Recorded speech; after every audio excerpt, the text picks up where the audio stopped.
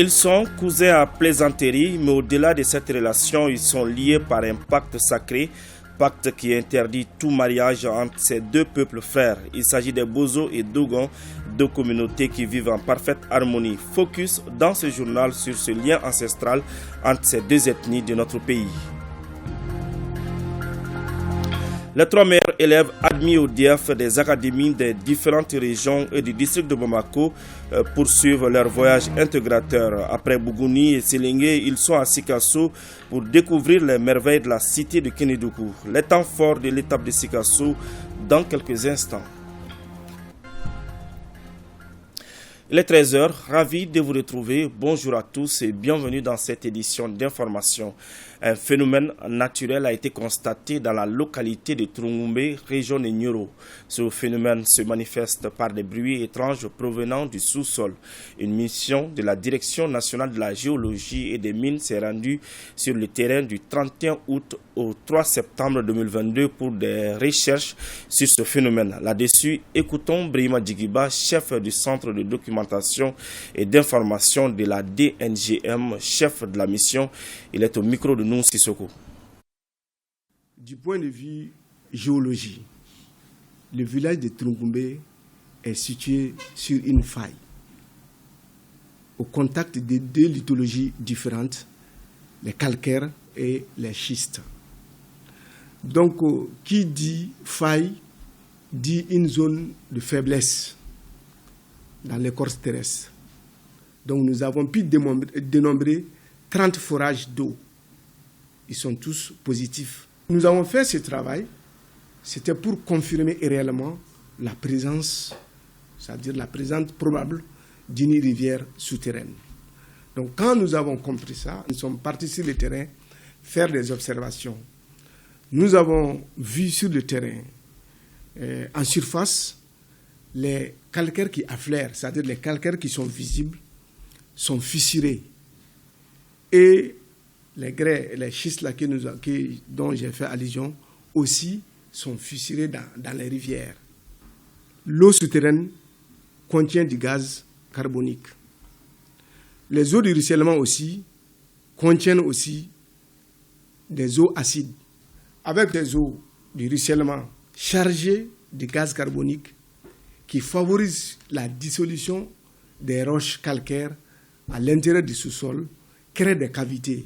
Et ces cavités sont remplies d'eau. Donc, le fait que c'est l'eau, avec la fluctuation, vous voulez bien, du niveau de l'eau, le fait que l'eau pénètre dans les fissures de ces roches calcaires et décèle des blocs, permet, par la simple pesanteur, de les entraîner dans l'eau. Quand il y a un détachement de blocs de calcaire, par exemple, quand le bloc tombe dans l'eau, ça donne du bruit, ça fait du bruit. Et comme sous le sol, il y a un vide, il y a beaucoup de résonance. Et chacun pense que le bruit vient de son côté. Nous savons que géologiquement, le Mali est dans une zone stable en termes de tremblement de terre. Mais le phénomène qui se passe, c'est un phénomène vraiment qui n'est pas dangereux, qui n'est pas une menace pour la population. Le département va prendre des dispositions nécessaires pour leur montrer exactement où se passe le phénomène. C'est ce que les villageois attendent de nous. Le groupement des mouvements et associations de l'écriture Nko et le collectif pour la refondation du Mali main dans la main pour la vulgarisation de l'écriture Nko. Cette initiative, selon ses responsables, doit permettre de tracer la voie du développement du Mali, en particulier et en général celle de l'Afrique, également un moyen pour assurer l'indépendance du peuple africain. Adama Traoré pour le compte-rendu. Le Palais de la Culture a refusé du monde à l'appel du groupement des mouvements et associations de l'écriture Nko, une mobilisation qui s'inscrit dans le cadre de la vulgarisation de nos langues maternelles à travers l'écriture Nko. L'introduction du Nko dans le système éducatif. Alors, on a constaté que tel est l'objectif du Coréma. Donc, on a le même objectif. Donc, nous nous sommes donné la main Alors pour mener ce combat ensemble, côte à côte, afin de libérer le Mali. Pour les initiateurs et les responsables du collectif pour la refondation du Mali Kourema, cette conférence dite de l'unification est un plaidoyer auprès des autorités pour la mise en œuvre effective de ces projets au bénéfice du Mali. D'autres pensent que c'est du maninka ou bien des... Non. C'est une écriture. On peut bien écrire les langues Dogon, la langue Fulbe, la langue Soraï, la langue Sénéfo, tout, on peut l'écrire en Go. Donc le sens de la conférence était surtout de sensibiliser les uns et les autres. Si on parvient dans la nouvelle constitution à adopter ce style d'écriture, nous pouvons vite évoluer pour l'essor du Mali. Donc, ce que nous demandons à l'État, non seulement premièrement de prendre l'écriture Ngo pour que ça soit enseigné dans nos écoles, dans nos établissements scolaires de primaire jusqu'à supérieur. C'est ce que nous avons demandé à l'État et pendant les recommandations des assises nationales.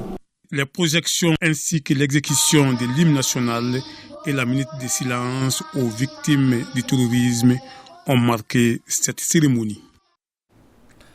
Avec l'appui financier de la coopération suédoise de l'association Citoyenneté L, en collaboration avec Save Children, a organisé une séance de causerie éducative à l'intention de la population de Badialand 2. Objectif, sensibiliser les habitants sur les notions de droits de l'enfant. Bokari Koulibaly pour les détails. L'association citoyenne vient d'exécuter un projet dénommé « Renforcement des organisations de la société civile pour la gouvernance des droits de l'enfant ».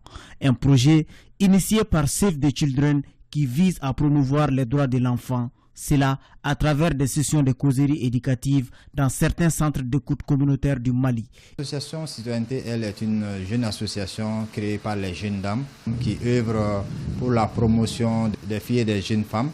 Également des enfants. Donc c'est dans ce cadre-là que nous avons initié ces causeries débats. L'objectif c'est surtout véhiculer le droit des enfants auprès des communautés, notamment les parents d'élèves, les leaders communautaires, mais également les enfants. Financé par la coopération suédoise à près de 30 millions de francs CFA, ces échanges vont significativement contribuer au renforcement des capacités sur les notions des droits de l'enfant au dire des bénéficiaires. Et au cours des débats, au cours des échanges, nous avons remarqué que de façon très simple, on montre les droits des enfants et aussi ce qu'on doit éviter de faire subir aux enfants. C'est déjà une très bonne chose. Ça contribue à faire comprendre davantage les mamans et les jeunes à ces questions-là qui peuvent paraître souvent banales, mais qui sont quand même importantes. Démarré en juillet dernier, les causeries éducatives ont concerné les centres de Sikuruni, Bakaribougou, Niamakoro et Sabalibougou dans le district de Bamako. Cependant, l'association ambitionne très prochainement de mettre en place des clubs scolaires et extrascolaires pour la sensibilisation et la vulgarisation des droits de l'enfant. La Fondation Solide Honneur, dans le cadre de son projet Fourou, vient de tenir un panel sur le thème mariage d'hier et d'aujourd'hui. Qu'est-ce qui a changé? La rencontre tenue à la mairie de la commune 1 regroupe plusieurs acteurs de la société civile. L'initiative vise à participer à la réduction du taux de divorce tant décrié au Mali. Mariam Koulibaly. Selon certaines statistiques, le divorce occupe aujourd'hui la première place des affaires traitées au niveau des tribunaux maliens. C'est pour apporter sa pierre face à cette recrudescence du taux de divorce que la Fondation Solide Honneur initie le présent panel. L'objectif, c'est vraiment qu'on retourne un peu en arrière, qu'on sache que le mariage, c'est vraiment sacré. C'est pas juste on se marie aujourd'hui et c'est demain le divorce. C'est pour montrer que le mariage, c'est le respect, c'est la tolérance, c'est le pardon, c'est les efforts des deux côtés. Des échanges, il ressort que le divorce tire ses sources de plusieurs phénomènes. Si pour certains, le mariage doit être une affaire des familles, pour d'autres, les jeunes doivent réellement se connaître avant d'arriver au mariage. Auparavant, c'est les familles qui se mariaient. Maintenant, soit on se rencontre à l'école ou dans les lieux de service ou dans les lieux de loisirs pour se marier. Donc, la femme ne connaît pas l'homme et l'homme ne connaissant pas la femme, donc il voit de soi qu'il y a des divergences. La question du mariage aujourd'hui est une question primordiale parce que notre société repose de prime abord sur la question de la famille et le mariage est le socle de notre famille. Donc il s'agit pour nous aujourd'hui de pouvoir mener la réflexion et de voir comment nous pouvons renforcer ces liens de mariage. Cette initiative de la Fondation Solide Honneur va se poursuivre dans d'autres mairies. Le grand format de ce journal fait un zoom sur le cousinage à plaisanterie qui existe entre les communautés Bozo et Dogon, deux communautés qui vivent en parfaite harmonie.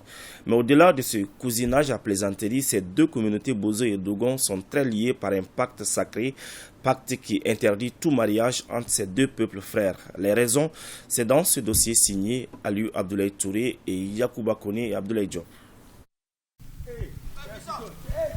J'avais dit saluer ton papa. Ah, c'est bien ça. La famille. Ça va? Ça va, alhamdoulilah. Comment ça va? Ça, c'est mon esclave. Ah, mon fils. Mais comment? faut t'ajouter, tu dois me saluer là. Toi aussi. Hein? Qui mieux qu'un Dogon pour traiter son maître Bozo d'esclave? En ce jour de mardi, Mahamadou Koureichi de la communauté des Bozo reçoit son cousin Dogon, Laya Karambe. L'accueil est chaleureux.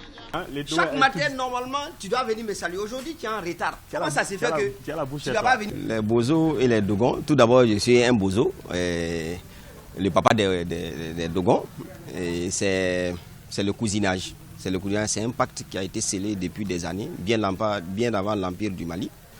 Et ce pacte a créé du cousinage et de la plaisanterie entre nos familles. Nous, les Dogons et les Bozo, il y a vraiment une histoire très cruciale qui existe entre nous. Parce que comme mon cousin et mon frère Koureichi vient de l'expliquer, aujourd'hui, ce qu'on a entendu depuis dans les temps, on dit qu'entre les Bozo et les Dogons, ce sont des frères. Surtout, c'est les Bozo qui est les grands frères. Comme entre les Dogons et Bozo, le cousinage à plaisanterie existe entre plusieurs ethnies au Mali. Une valeur ancestrale qui vise à consolider l'unité, la cohésion et le vivre ensemble des différentes communautés. Le cousinage à plaisanterie, ou précisément en langue nationale Bamananka, Senangouya, est très important dans notre société. Senangouya, alors, c'est la valeur culturelle que nos parents ont eue pour unir les différentes sociétés. Ça, c'est le cousinage à plaisanterie. D'autres l'appellent la parenté à plaisanterie. Deux cousins entre lesquels le mariage est interdit. Cette interdiction est liée à un pacte inviolable dont l'histoire remonte à des centaines d'années. Bon, le cas Bozo-Dogon est plus complexe parce qu'il s'agit là de deux frères au départ. Deux frères qui effectivement étaient en train de voyager et l'autre avait eu faim. Alors le grand frère était obligé de couper une partie de sa chair ou de sa cuisse pour nourrir son petit frère. Alors cet acte-là a marqué le petit frère qui a décidé désormais que sa descendance ne va jamais accepter se marier avec la descendance de l'autre. Donc de façon réciproque. Donc c'est pour vous dire que depuis lors, l'interdit a été lancé. Le mariage entre Bozo et Dogon, ce n'est pas possible. Ce n'est pas du tout possible. Et il n'est pas inimaginable entre nous et un Bozo et un Dogon de se marier. On n'y pense même pas. Non, ça jamais. Je n'ai jamais vu et je n'ai jamais entendu un mariage entre Bozo et Dogon. Ce n'est pas possible du tout. Ce n'est pas du tout possible. Bien que le mariage est interdit entre Bozo et Dogon, les deux communautés vivent en bonne intelligence et en parfaite harmonie. La vie de communauté entre les Dogons et les Bozo s'est toujours bien passée parce que, comme je l'ai dit, nous avons eu des voisinages et pendant de longs moments et c'était vraiment quelque chose qui s'est passé très bien. Dogon et Bozo, vraiment, on vit en parfaite harmonie. Et ça se passe très bien entre les Bozo et les Dogons. Même dans la circulation, si on ne se connaît pas, peut-être s'il y a une petite divergence entre nous, il peut y avoir quelque chose qui va montrer que vraiment ces deux ne doivent pas se bagarrer. Ouais, il y a ce mythe qui est là. Et c'est Dieu même qui a fait ça, quoi. Même nous-mêmes, on n'a pas cette explication-là. La religion musulmane prône également l'entente dans la société. Toutefois, elle ne fait pas cas de l'interdiction du mariage entre deux ethnies. Mais attention, certaines femmes ne pourront pas être mariées. Les femmes que tu ne peux pas marier, on appelle les femmes azumaram, c'est-à-dire la sœur de ton père ou la demi-sœur de ton papa ou ta propre demi-sœur ou ta propre sœur. Le mariage avec eux est purement interdit. Mais à part ça, de dire moi je suis Peul, toi tu es forgeron, ou je suis Dogon, toi tu es Bozo, l'islam ne touche pas à ça. Si l'islam ne tranche pas la question, le phénomène a bien des explications sociologiques, avec un focus sur certains facteurs clés. Certaines ethnies ne se marient pas au Mali parce que les ancêtres ont prêté serment ou ont certainement accepté ou signé un pacte. Ce pacte-là est pratiquement le processus de serment où les ancêtres ont juré par rapport à ce qui va advenir si on arrivait à effectivement transgresser certains interdits. Il y a eu interdiction parce que quelque chose s'est passé. Dans les archives des mairies approchées, aucune mention n'est faite d'un cas de mariage entre Dogon et Bozo. Les interdits de mariage entre certaines ethnies au Mali perdure comme l'une des plus frappantes et pesantes manifestations du traditionnalisme conservateur. D'ailleurs, cette interdiction est racinée profondément dans l'histoire socio-culturelle.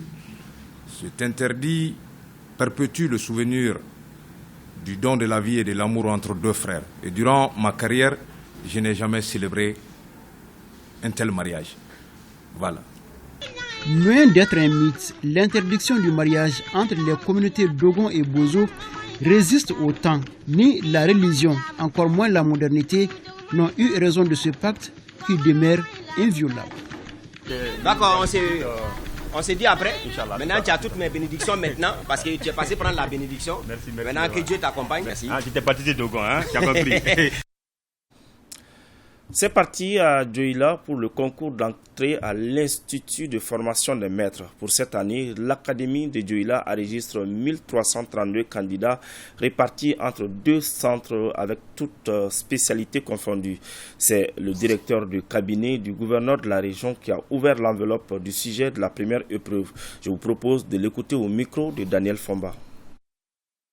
Nous venons de procéder à l'ouverture des premiers plis pour le concours d'entrée dans les IFM. L'ouverture, en tout cas le démarrage s'est bien passé. Les candidats sont en nombre. Je pense que les surveillants sont tous présents. Et nous avons prodigué des conseils comme à l'accoutumée aux élèves, à nos enfants, pour qu'ils ne comptent que sur eux-mêmes. Parce que le métier qu'ils ont choisi, le métier d'enseignant, ne rime pas avec la médiocrité. Donc il faut compter, nous avons besoin de bons citoyens, des citoyens valables, des citoyens qui vont former aussi d'autres jeunes gens et qui vont servir le pays. Si eux-mêmes ils ne sont pas bien formés et qui passent par d'autres chemins pour accéder à ce métier, je pense que alors ils ne seront pas des bons enseignants. Ce sont ces conseils que nous avons prodigués et je pense que en tout cas tout se passe très bien. Le démarrage a eu lieu en tout cas dans de bonnes conditions. Face à face, l'émission de télé-réalité a enregistré son 10e numéro au Ciné-Magique ex-Bamemba. Cette 10e édition était consacrée à l'artiste musicien Habib Koité. Les temps forts avec Ibrahim Kaoukonate et Adam Adameli. Ce numéro spécial de l'émission télé-réalité Face à Face du mois de septembre était consacré à la carrière musicale de l'artiste, chanteur-musicien Habib Koité. Cette émission avait pour objectif de mettre en lumière le parcours exceptionnel de l'artiste. Aujourd'hui, franchement, je suis un peu émotionné. J'ai l'habitude de la scène, mais ça c'est pas comme une scène comme on fait tous les jours. C'est une émission télévisée en même temps. Donc c'est doublé d'un live avec un public qui est là. Voilà, ça fait deux émotions, mais c'est quelque chose de nouveau quand même. Il s'agit pour le public de redécouvrir le riche répertoire et le parcours professionnel exemplaire de l'enfant de Kaïkasso, Habib Kouaté. Cette soirée de reconnaissance, d'hommage, était pleine d'émotions. Mais Habib, c'est le porte-drapeau, le porte-flambeau. C'est un ambassadeur incontesté de la musique malienne. C'est l'artiste malien qui a le plus tourné ces 10 dernières années. Il fait notre fierté. Et une soirée comme ça, c'est une très belle soirée. C'est une initiative à encourager. Un artiste émérite, plein de talent. Vraiment, il nous a fait vibrer le cœur ce soir. Il faut reconnaître que Habib, c'est un artiste qui a émergé la musique malienne à travers l'Afrique, voire sur le plan international. Habib Kouaté est l'un des produits de l'Institut national des arts, puis professeur de musique. Plusieurs albums à son actif grâce à ses nombreuses tournées internationales et plus de 260 scènes à travers le monde.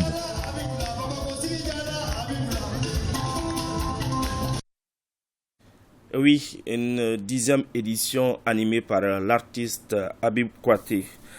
En 3e région, les meilleurs élèves ODF des académies d'enseignement du Mali sont à la découverte du riche patrimoine culturel et touristique du pays. C'est dans le cadre de la première édition du voyage intégrateur, un concept initié par le département du tourisme en collaboration avec l'Agence pour la promotion du tourisme au Mali. Le but est de relancer les activités touristiques au Mali. Après Sélingué, ces jeunes viennent de séjourner à Sikasso où ils ont visité quelques sites touristiques de la région. Compte rendu, Moussokoro Sérémé et Suleiman Bamba. Pour relancer l'activité touristique au Mali, qui mieux que les enfants et de surcroît les meilleurs élèves ODF des académies d'enseignement du Mali pourraient dynamiser le secteur à travers le tourisme domestique. Parés des couleurs nationales en signe de patriotisme, ils sont au total 75 jeunes touristes accompagnés de leurs encadreurs à effectuer ce voyage intégrateur première édition. Après une série de réflexions profondes menées par le département de l'artisanat, de la culture, de l'industrie hôtelière et du tourisme, il en est ressorti la nécessité pour nous, au niveau de notre destination, de faire tout pour faire développer et promouvoir le tourisme interne. Depuis le bas âge, si on commence à connaître et découvrir son pays, on va forcément aimer son pays. On va forcément œuvrer à l'âge adulte dans la dynamique du développement social, économique et culturel de son pays. Si nous arrivons à intégrer tout le monde, cela va appeler la cohésion, ça va appeler l'entente, l'acceptation de l'autre pour que nous nous reconnaissions comme un. Et en ce moment, tous les objectifs que nous sommes fixés sous le leadership des hautes autorités de notre pays aujourd'hui, nous avons de fortes chances d'atteindre les objectifs. De la colline du Mamelon à la tombe du roi Tcheba, en passant par la résidence de Keleti Liberté, les murs du Tata et le centre culturel Sénoufo, les visiteurs du jour se disent séduits par l'essentiel des atouts touristiques du cercle de Sikasso, où on dénombre plus d'une vingtaine de sites. Je ne savais pas que le Tata, ça faisait au moins 9,5 km de périmètre. Donc vraiment, c'est surprenant. Je n'étais jamais allée sur le site où il y avait la tombe de Tcheba Traoré. Ça a été une découverte parce que moi je ne voyage pas trop, donc ça m'a vraiment plu. J'ai compris que le Mali est un pays d'histoire de la culture. Pas besoin de prendre une culture d'autres pays ou d'occidentaux. On a aussi notre héritage qu'on a mérité, donc on peut l'appliquer. Et l'édition 2022 de ce pèlerinage culturel à Sikasso aura été un succès. Le département de l'artisanat, de la culture, de l'industrie hôtelière a initié ce concept de voyage intégrateur et soutenu par l'ensemble des autorités du pays. En chef, son Excellence le colonel Assimi Goïta, chef de la transition. Les enfants que nous avons amenés sont tous émerveillés par tout ce que nous avons vu à Sikasso ici.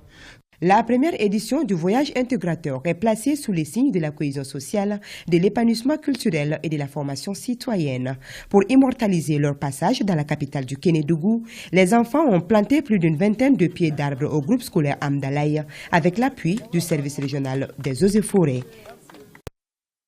Voilà, c'est tout pour ce journal. Merci de l'avoir suivi. Bonne suite de programme sur ORTM 1.